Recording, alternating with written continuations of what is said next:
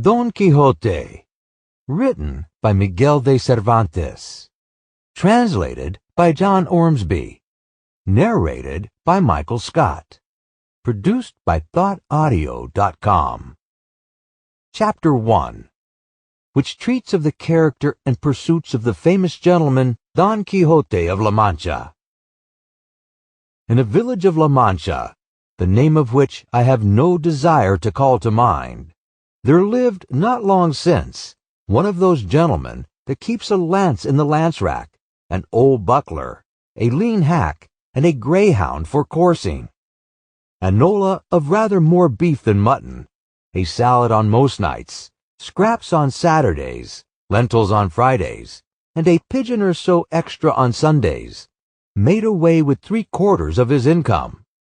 The rest of it went in a doublet of fine cloth and velvet breeches and shoes to match for holidays, while on weekdays he made a brave figure in his best homespun.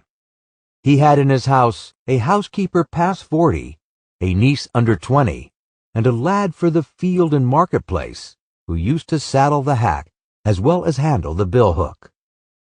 The age of this gentleman of ours was bordering on 50.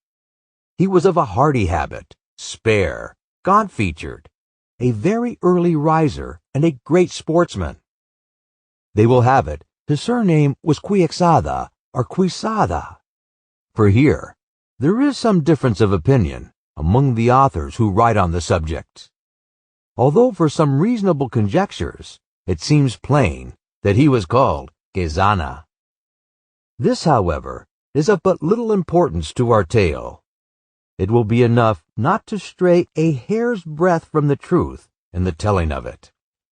You must know, then, that the above-named gentleman, whenever he was at leisure, which was mostly all the year round, gave himself up to reading books of chivalry with such ardor and avidity that he almost entirely neglected the pursuits of his field sports, and even the management of his property.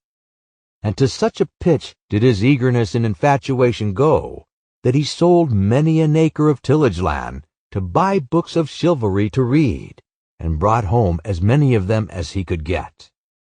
But of all there were, none he liked so well as those of the famous Feliciano de Silva's composition, for their lucidity of style and complicated receipts were as pearls in his sight, particularly when in his reading he came upon courtships and cartels, where he often found passages like, "The reason of the unreason." Sample complete. Ready to continue?